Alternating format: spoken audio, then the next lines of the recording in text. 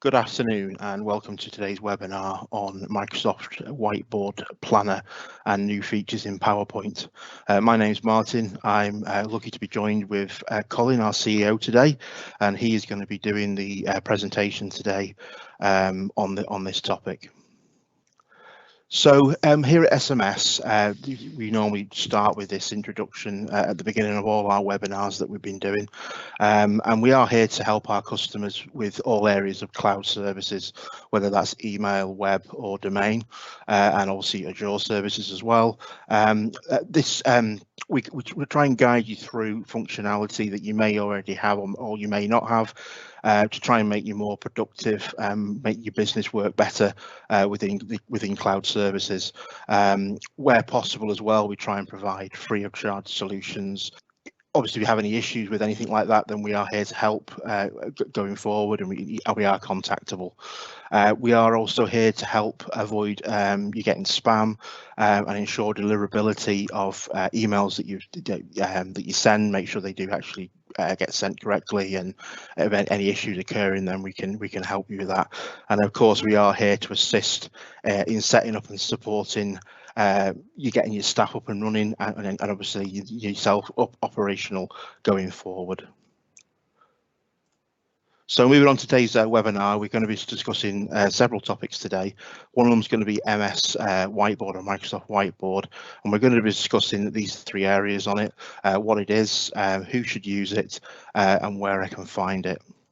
So I'm going to pass this over now to Colin regarding this and ask him, Microsoft Whiteboard, what is it? Do you want to explain that to everyone, please, Colin? Martin, hi, thank you. Good afternoon and welcome. Thank you for having me aboard, and welcome to everyone that's listening. Yes, basically Microsoft Whiteboard, what is it? Microsoft Whiteboard, according to the definition, is infinite collaborative canvas for effective meetings and engaging learning. So it really is a electronic version with bells and whistles of the traditional whiteboard. So, we've all been in office meetings where the whiteboard's been there, and you've usually had a squeaky pen that doesn't work, and people have been drawing stickmen and various flow diagrams on it and things like that. This takes it to a whole new level and just gives much more access to everyone, and also the ability to record it and change it around. So, and what could you do with Whiteboard then? There's loads of other things that you can do. I've listed some ideas down here. So you can run effective meetings. It's always useful to start putting the notes up on the whiteboard so everyone knows where they are. You can use it as brainstorming, where lots of people have different ideas. You can start at each end of the whiteboard and work towards the middle. You can learning and coaching, obviously everything that gets written down and highlighted it's much easier to learn and to remember. Sprint planning, very popular within the IT industry if you're trying to push ahead. Then project management if you're trying to bring teams together. Problem solving if you're just all kicking around, and rather than it just all be in 1,000,001 emails that are floating around, why not get together and just kick it into touch on a whiteboard?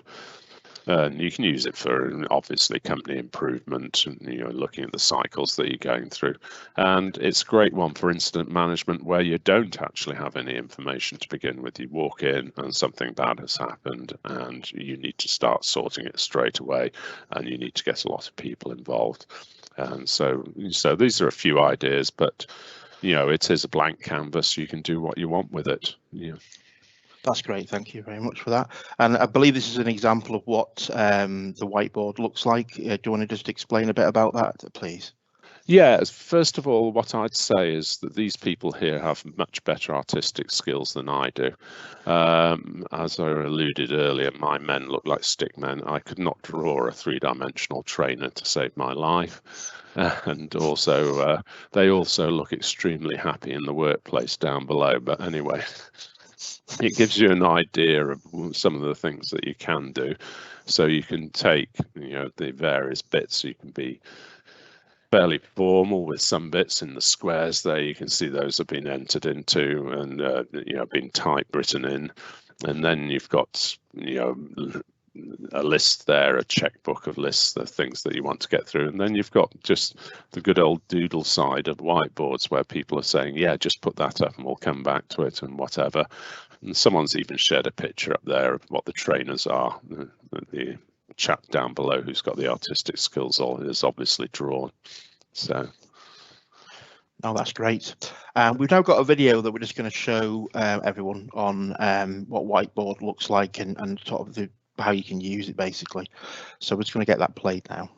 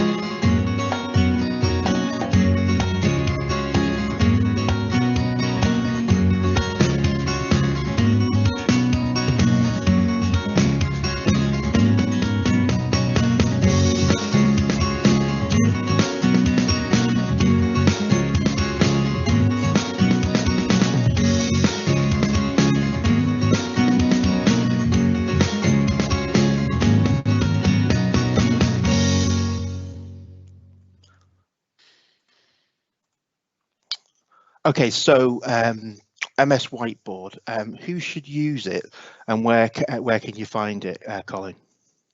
Yeah, you should use it if you want to replace traditional whiteboards. So to run a meeting, if you want to share ideas, you're trying to gather feedback, and what we alluded to earlier, it's a great way of teaching or conveying knowledge, because writing things down always helps. Yeah, no, exactly. And where can you find it then? Actually, whereabouts is it a part of, basically? Yeah, it is a standalone app in 365, but I'd strongly recommend jumping it to it through Teams. The advantage of using Teams is that you can use voice annotation if you want to, and also you can record the session. So if people want to look back at it at a later date, it's a lot better. Yeah. No, that's great. Okay, so we're going to move on to Microsoft Planner now, and basically what it is, where you can use it and how you can find it. So Colin, what is Microsoft Planner? Okay, Microsoft Planner provides a sort of hub for team members to create plans, organize and assign tasks to different users, and to check on the updates through dashboards. It's a centralized place, so you can share files, and it means that the whole team can see what's goes on. It syncs in with all the other Office 365 applications, and so it works well with your Outlook and SharePoint, and you can use it within Teams, of course, which is the big overall thing that brings everything together. Yeah. No, that's great. And we've got another video now that we're going to just show on Microsoft Planner. Just get that played for you now. Meet Molly. She works at a fast-paced design firm. On any given day, Molly can be part of several teams at once. She and her co-workers work on so many tasks and exchange so much information over emails, instant messages, and files that their teamwork has become difficult to organize. Molly wishes her team could plan efficiently and collaborate effortlessly while keeping track of their tasks and timelines. Now they can. Meet Microsoft Planner. This is the Planner Hub. It shows Molly all her current teams and a visual progress tracker for her favorite plans. Yellow for tasks not yet started, red for late tasks, blue for in progress, and green for completed. Today, Molly is working on the marketing campaign. With a single click, she launches the board for the marketing campaign plan. It shows Molly all her team's work, organized by buckets of tasks. There's a big event upcoming, and Molly wants to drive guest registration. She adds a new bucket and easily drags and drops a couple of tasks from her team's to-do list. Next, Molly assigns Bonnie a task by dragging and dropping. To give Bonnie a head start, Molly attaches a document she has been working on from the group's document library in Office 365. Molly also responds back to a comment that one of her coworkers left for her. Powered by Office 365, these files and conversations stay attached to the task for better collaboration and knowledge retention. Molly wants to see the team's outstanding tasks, organized by person. She clicks Group By and selects Assign To. Now she can see who's responsible for what. Molly finds a couple of unassigned tasks and assigns them to Alex, who recently joined the team. Is the team making enough progress? To answer this, Molly changes to the Charts view and gets an instant visual representation of everyone's progress. Looks like Bonnie is having a hard time keeping up with her tasks. With one click, Molly can filter for all of Bonnie's late tasks and then easily assign one of those to herself to keep the team on track. Planner sends email notifications when new tasks are assigned and works across lots of devices and platforms, so collaboration can happen effortlessly anywhere. Plan, collaborate, succeed. Microsoft Planner. Teamwork organized. I'm going to now ask when to use MS Planner versus MS To Do. Colin, when would that be? What sort of scenario would you use either or for, basically? Yeah, certainly Microsoft To Do or tasks in Outlook really is things for yourself or one-to-one tasks. So you might say to someone, make sure that these files are put in this filing system every day or something like that, and that'd be a one-to-one task, and you just use Microsoft To Do on that. You don't need to have feedback on it. It doesn't involve a large number of people. Or it might be just a reminder to yourself, pick up the dry cleaning, and again, you don't really want to have everyone else involved. So for those sort of things, Outlook, tasks or Microsoft To Do is what you use. Microsoft Planner is really where you've got a multitude of people, and it gives the ability to assign tasks, but also for everyone to see what everyone else is up to, and also to share the resources that you need for those tasks, as we've seen, assigning documents and things like that to those tasks. And so it means that people can keep on top. If you can't get things done, you can seek help, or you can reassign the task to someone else. It keeps everyone together. It should be, emphasized that this isn't really a full project planning software. It's for something that's quick, easy, and isn't interdependent. So the tasks are really not dependent on others. If you're wanting to look for something where you can't move on with another task because you're waiting for one task, you should really be looking at Microsoft Project. Yeah. Yeah, no, that's fine. It definitely looks like a piece of powerful software, this planner. It's probably ideal for some of the, well, most of the customers that we have, probably ideal for some of the, especially doing projects, certain smaller projects that are quick and easy, basically. Yeah. So it definitely looks like to be the one to use. So basically with MS Planner, where can you get it, or how can you get it, basically? Where's it available, Colin? Yeah, it's available with most MS 365 Business and MS 365 Enterprise subscription. It's very fast. That's the thing we demonstrated in that video. You don't need a lot of experience to get going.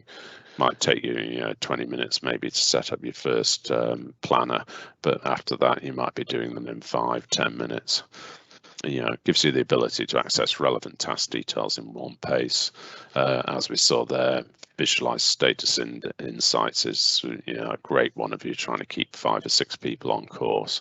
And of course, it's available via mobile, iPad, desktop, laptop, etc. So it's a multi-tool piece of software. No, that's great. So we're going to just move on to Microsoft PowerPoint now and some new features that are available in it. So Colin, what new features are in PowerPoint? Okay, well, I suppose the big thing about PowerPoint is it's been around for years, isn't it? So the trick with PowerPoint is to try and get your PowerPoint to stand out from everyone else's PowerPoint. It's something that we love and hate in equal measures. PowerPoint, I know people have written essays and created ideas with PowerPoint, and other people who just won't touch PowerPoint because they feel like they've been bored to death by PowerPoint. So this is an ability, it's given some new features really to sort of make PowerPoint a bit more exciting. And the first of which is the morph. And that's the ability really to transition between two slides and change them seamlessly, so you don't get that click slide feeling. Second one is funnel charts. Funnel charts, you've all seen, it's an upside down triangle, and it just shows how data moves really, whether it decreases across various dependent stages. And then next one, zooming. Zooming's a great way. I mean, I think this harks back to what I said about PowerPoint. The trick about PowerPoint is keeping your audience engaged, really. And so if you can sort of zoom in on bits that you want to emphasize, you can get your points across.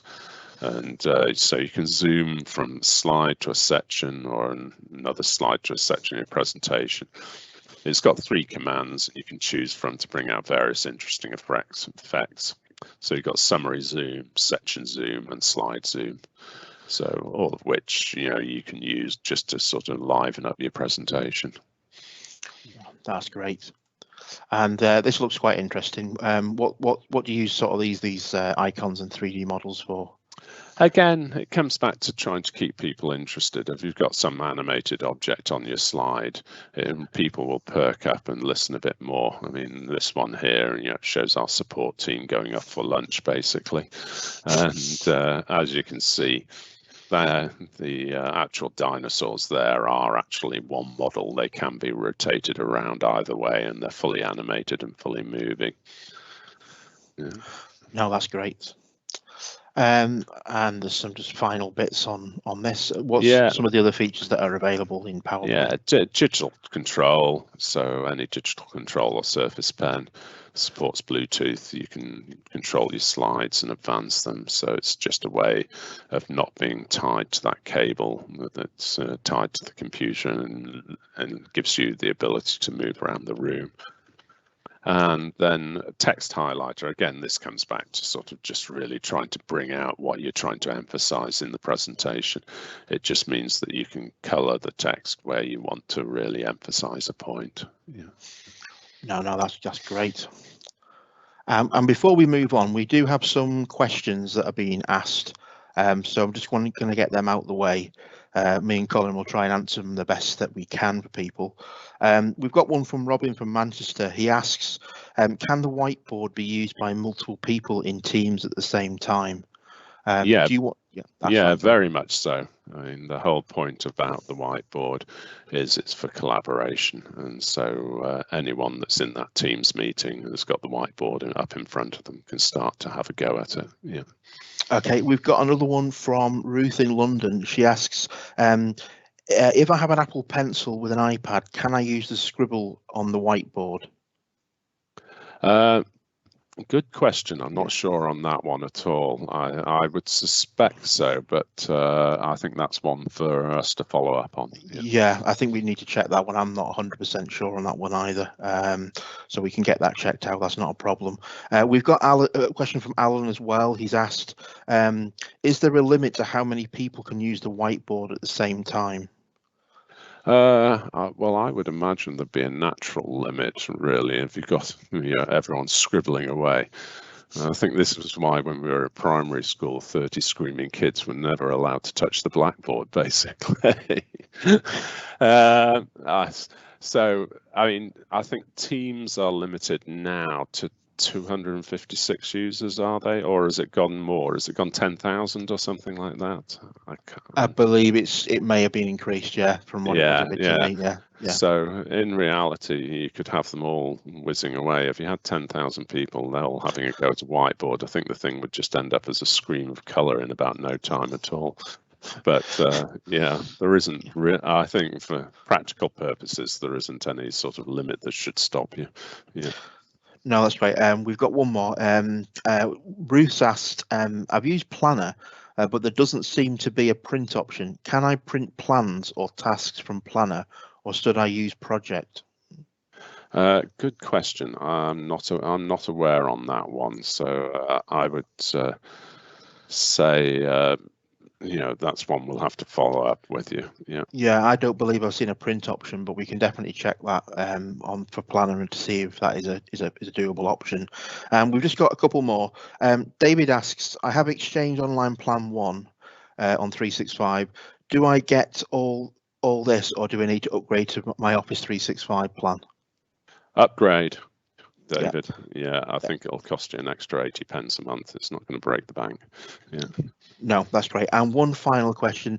We've got another Ruth asking, does PowerPoint come with icons or to use, or can we find something to import? So basically, does it come with any icons that we can use, or do we have to import them?